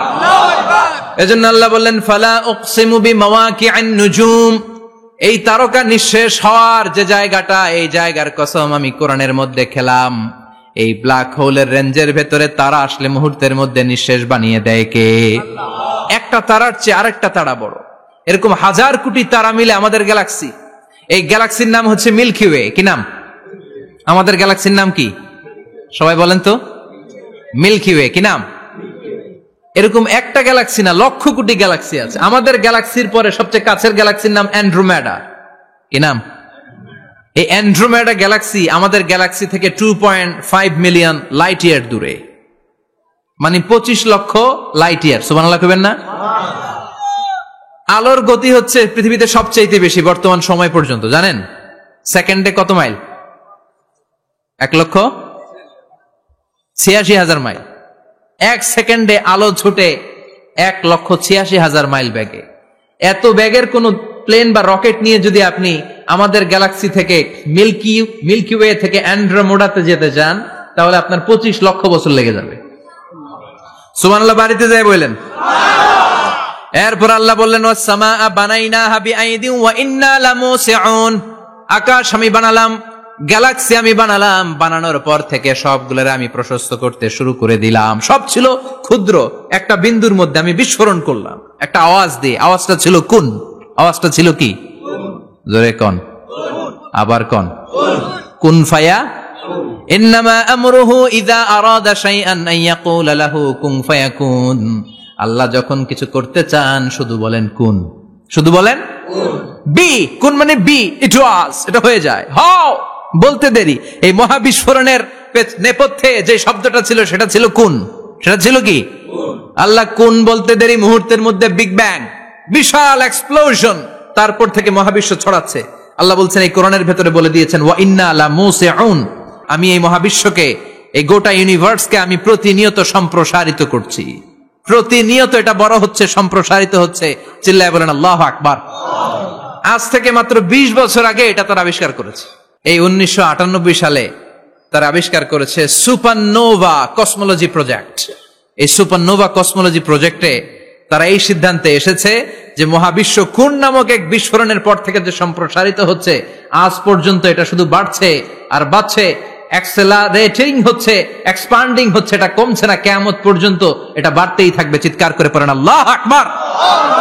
এজন্য আল্লাহ বললেন, ইয়াসিন ওয়াল কোরআনিল হাকিম, বিজ্ঞানময় প্রজ্ঞাময় কোরআনের শপথ। এই কোরআনের ভেতরে আমি কসমোলজির কথা বলেছি, অ্যাস্ট্রোলজির কথা বলেছি, জিওলজির কথা বলেছি, ফিজিক্সের কথাও বলেছি। সুবহানাল্লাহ।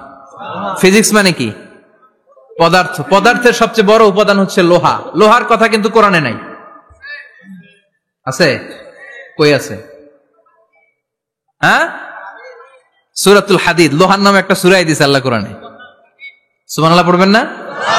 সূরার নাম সূরাতুল হাদিদ। সূরার নাম কি? চিল্লায় বলেন সূরার নাম সূরাতুল হাদিদ। হাদিদ মানে লোহা। আল্লাহ বললেন, ওয়া আনজালনাল হাদিদা ফীহি বা'সুন শাদীদ।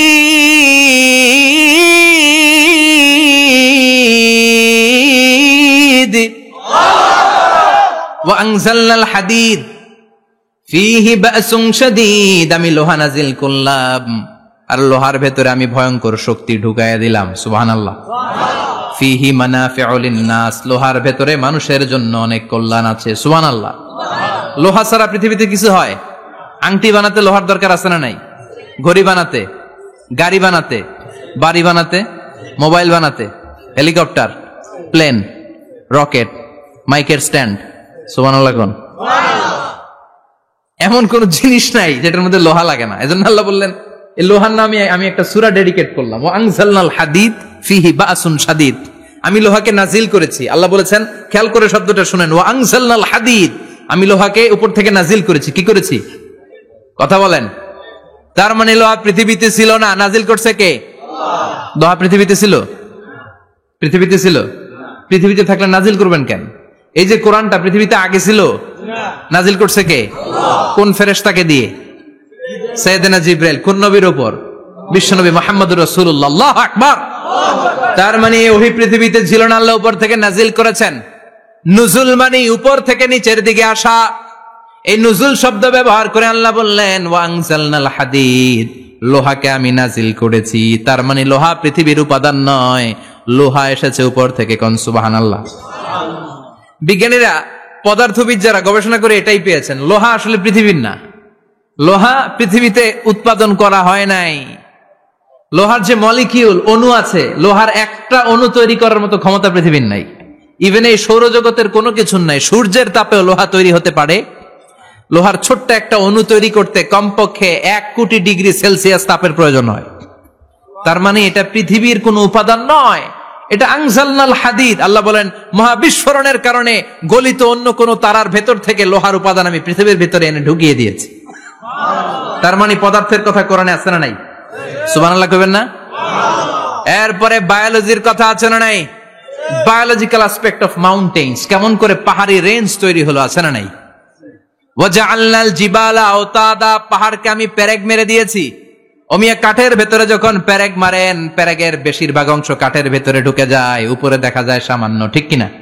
তো লোহা যদি আল্লাহ পেরেক মারেন, উপরে যা দেখা যায় এটা সামান্য, আসল পাহাড় তো মাটির নিচে। সুবহানাল্লাহ কইবেন না? আসল পাহাড় কোথায়? পেরেক যদি কাঠের মধ্যে ঢুকিয়ে দেন, পুরো পেরেকটা কাঠে ঢুকে যায় না, উপরে দেখা যায় কদ্দুর? সামান্য।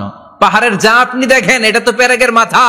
পুরো পাহাড়টা আল্লাহ জামিনের ভেতরে গেড়ে দিয়েছেন। চিল্লায় পড়েন আল্লাহু আকবার। আবার আল্লাহ বললেন, অমিনাল জিবালি জুদাদুম বিদু ওয়া হুমরুম মুখতালিফুন আলওয়ানু, আছে না নাই? ওয়া গরাবিবু সুদ, আল্লাহ বলেন নানা রঙের পাহাড় পর্বত মহাবিশ্বে আমি তৈরি করেছি। কোন পাহাড় হচ্ছে রক্তিম বর্ণের, কোন পাহাড়কে বানিয়েছি আমি কৃষ্ণ বর্ণের, কোন পাহাড়কে বানিয়েছি আমি শুভ্র বর্ণের, কোন পাহাড়ের রং কালো, কোনটা সাদা, কোনটা নীল, আছে না নাই?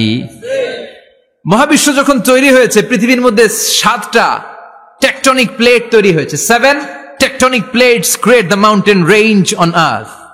পৃথিবীতে এই পাহাড় তৈরির কারণ হচ্ছে 7টা প্লেট, এগুলোরে 7 টেকটনিক প্লেট বলে। এই প্লেটগুলোর কারণে পৃথিবীতে এই রং বেরঙের পাহাড় তৈরি হয়েছে।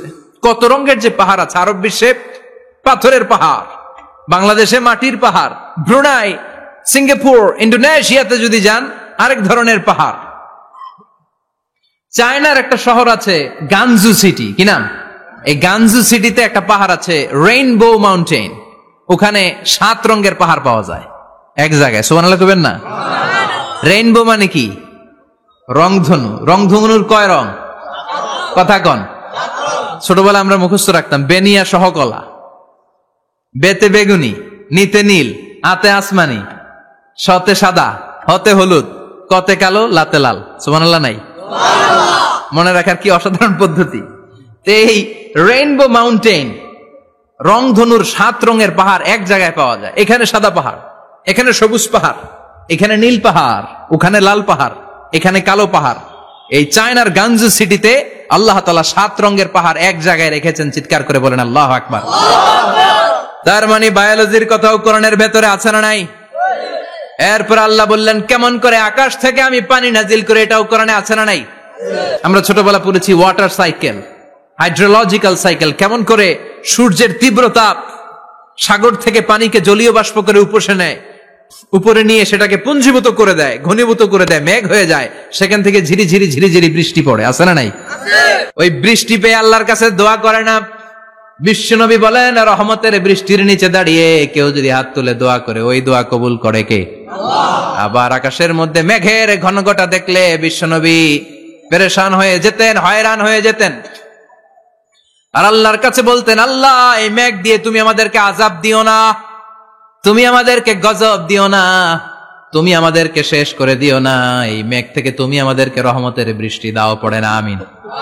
বৃষ্টি দেখলে বিষ্ণু বলতেন, আল্লাহুম্মা সাইয়িবান নাফিআ, ইয়া গাউসু আগিসনা গাউসান মুগীসান মারিআন মারিআন নাফিআন গায়রা দার আজিলান গায়রা আজিল। হে আল্লাহ, এই বৃষ্টি থেকে তুমি ঠান্ডা রহমতের পানি দাও। কি দাও?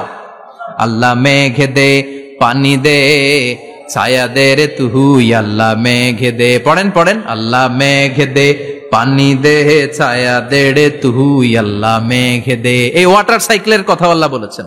আলম তারা আন্নাল্লাহ ইউসজি সাহাবান, কাফের নাস্তিক যেগুলো সমাজের আবর্জনা খড়কুটা, ওরা কি দেখে না কেমন করে আমি বাতাসকে জলীয় বাষ্প করে আকাশে তুলি, বায়ুমণ্ডলে নিয়ে যাই, সুম্মা ইউআল্লিফু বাইনাহুম, জলীয় বাষ্পগুলারে তখন আমি ঘনীভূত করি, সুম্মা ইয়াজআলুহু রুকামান, এরপরে আমি মেঘে পরিণত করি।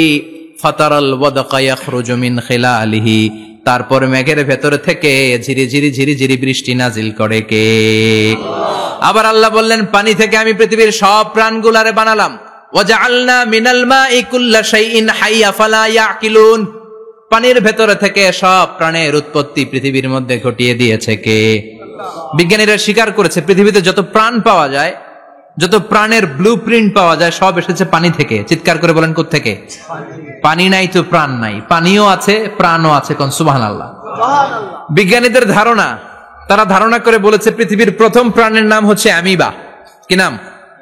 ওরা বলেছে এটা এককোষী জীব। It's a very small unicellular organism found ever in the world.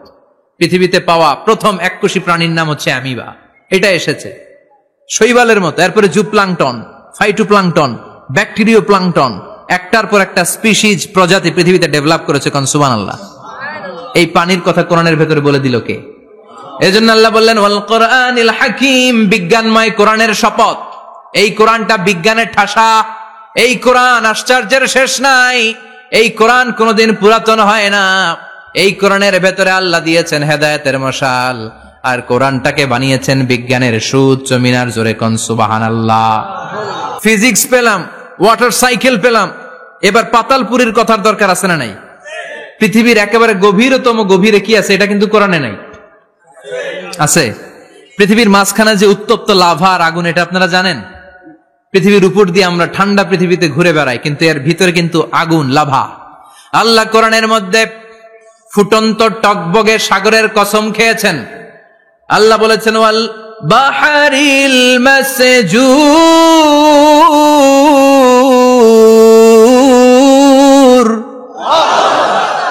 আমি কোরআনের ভেতরে ফুটন্ত টকবগে সাগরের পানির কসম খেলাম। পড়েন সুবহানাল্লাহ। সাগরের পানির ফুটন্ত টকবগে সাগরের পানির কসম। সাগরের পানি আবার ফুটন্ত হয় কি করে? পানি কি হয়? ঠান্ডা। পানি কি? কথা বলেন। আল্লাহ পৃথিবীর ভেতরকার কথা চিন্তা করে বলেছেন, ওয়াল বাহরিল মাসজুর। ইউনাইটেড স্টেটস অফ আমেরিকার নেভাল একাডেমির সায়েন্টিস্টরা এই আয়াতের উপর রিসার্চ করেছে যে সাগরের ভেতরে আবার এই ঠান্ডা পানির ভেতরে আবার উত্তপ্ত আগুনের লাভা আসলো কোত্থেকে। রিসার্চ করার জন্য তারা সাগরের ভেতরে পাইপ ঢুকিয়েছে। পাইপ ঢুকাতে ঢুকাতে অনেকগুলো লেয়ার তারা পার করেছে। রূপান্তর শিলার স্তর, পাললিক শিলার স্তর, আগ্নেয়গিরির শিলার স্তর, মার্বেল পাথরের অনেকগুলো শিলার স্তর পেরিয়ে যাওয়ার পরে তারা পাইপ ঢুকানোর পরে দেখতে পেয়েছে পাইপগুলো গলে যায়। পাইপগুলো কি হয়? তার মানে ভিতরে কি আছে? জাপানে কিছু জিওলজিস্ট, ভূতত্ত্ববিদ, তারা গবেষণা করে পৃথিবীর এক মাথা থেকে আরেক মাথায় যেতে চাচ্ছে, মানে প্রতিপাদ স্থান। বাংলাদেশের এখান থেকে ছিদ্র করলে আপনি দক্ষিণ আমেরিকার চিলির সান্টিয়াগোতে যেয়ে উঠবেন। কথা বুঝতে পেরেছেন? তার মানে বাংলাদেশের প্রতিপাদ স্থান হচ্ছে দক্ষিণ সাউথ আমেরিকার চিলির সান্টিয়াগো। আবার ইন্ডিয়া থেকে ছিদ্র করতে করতে পৃথিবীর আরেক মাথা দিয়ে উঠবেন। সুবহানাল্লাহ বলেন। এটা তারা শুরু করেছে, কিন্তু এখনো সফল হয় নাই। ইউএস এর নেভাল একাডেমির সায়েন্টিস্টরা পাইপ ঢুকাতে ঢুকাতে দেখে একটা পর্যায় শেষে পাইপ আর ঢুকানো যায় না, পাইপগুলো পৃথিবীর ভেতরে যেতে যেতে গলে গলে পানি হয়ে যায়। সুবহানাল্লাহ কইবেন না? এই রিসার্চ প্রজেক্টের যিনি চিফ, উনি বললেন, bring the water proof pipe from America. America থেকে ওয়াটার প্রুফ পাইপ নিয়ে আস। আমার এমন পাইপ লাগবে গবেষণা করার জন্য যে পাইপ আগুনে জ্বলে না। ওয়াটার প্রুফের মধ্যে আগুন লাগালে আগুন ধরবে?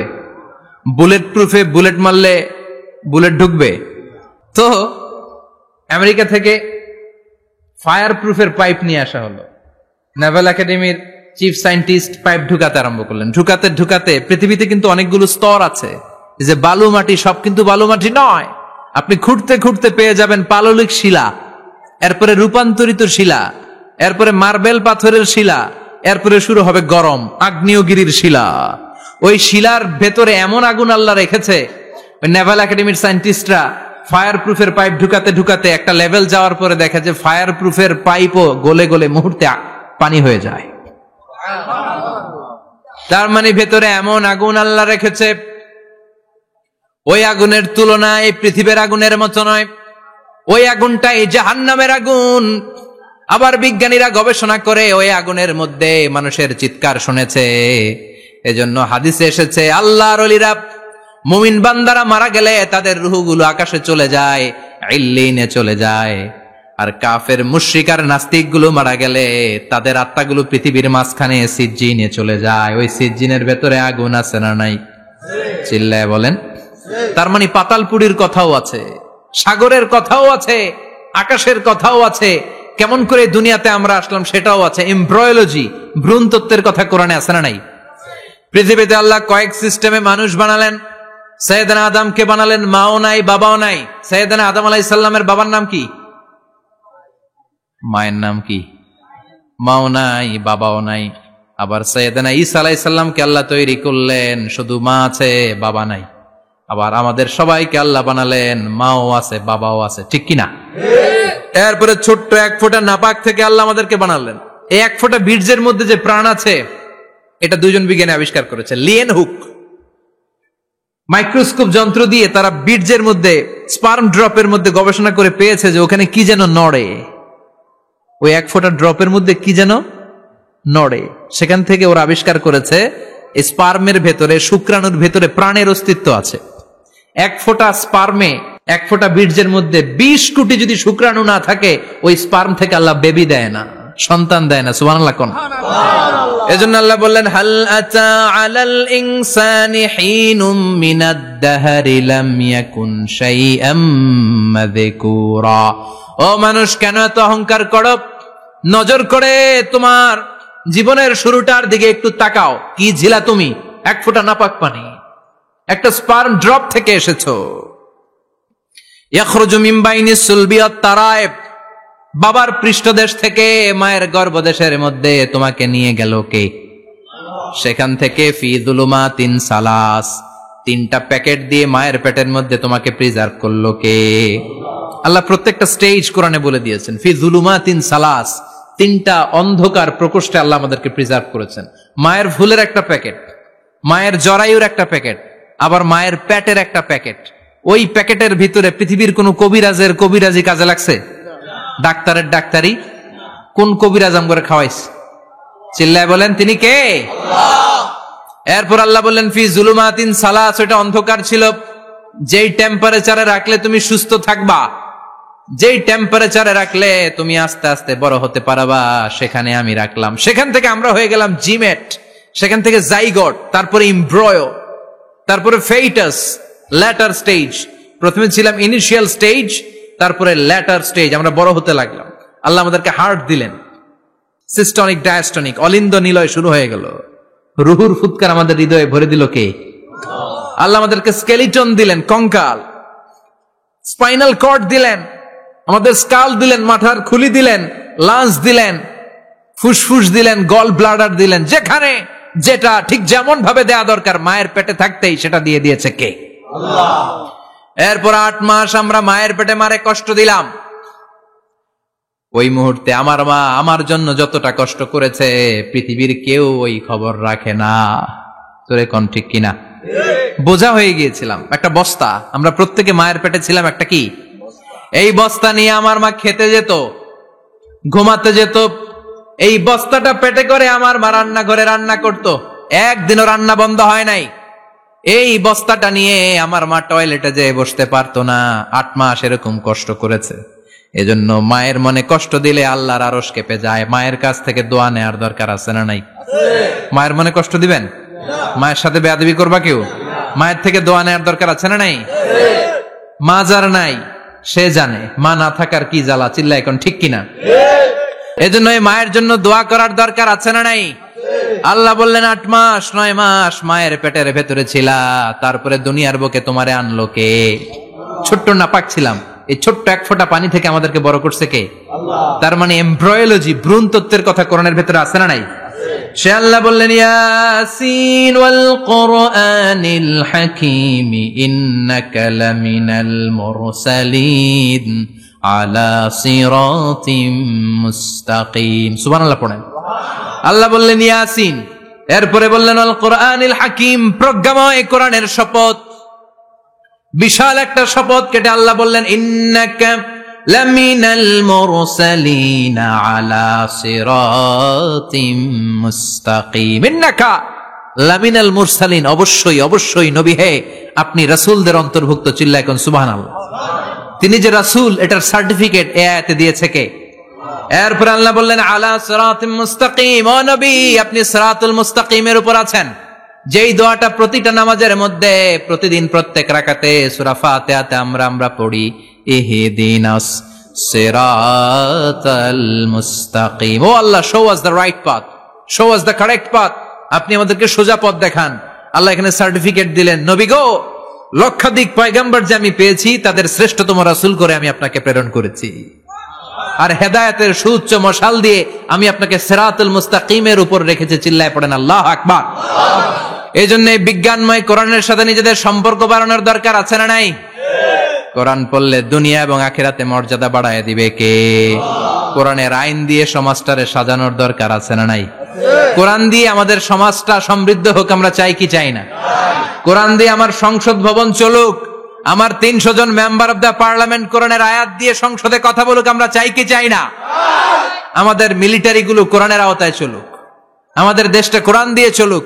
আমার লাল সবুজের পতাকা সংসদ ভবনের এক পাশে আর কালিমার লা ইলাহা ইল্লাল্লাহর পতাকা আরেক পাশে পতপত করে উড়বে আমরা চাই কি চাই না?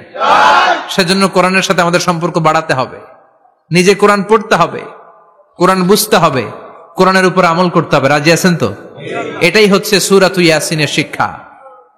আল্লাহ আমাদের সবাইকে কথাগুলো বুঝার ও আমল করার তৌফিক দান করুক। আমরা পড়ি আমিন। আরো জোরে পড়েন আমিন। যতগুলো কথা বললাম কোরআন থেকে আলোকিত করার জন্য আল্লাহ তাআলা যে মেসেজগুলো আমাদেরকে কোরআনের ভেতরে দিয়েছে, এই মেসেজ থেকে আমরা যেন নিজেদেরকে সমাজকে আলোকিত করতে পারি। আল্লাহ তুমি তৌফিক দাও। আরো জোরে পড়েন আমিন। সুবহানাকাল্লাহুম্মা বিহামদিকা আশহাদু আল্লা ইলাহা ইল্লা আনতা আস্তাগফিরুকা ওয়া আতুবু ইলাইক। নিয়মিত ইউটিউব ভিডিও দেখতে সাবস্ক্রাইব করুন। নতুন নতুন ভিডিও পেতে ঘন্টা বাটনটি চাপুন।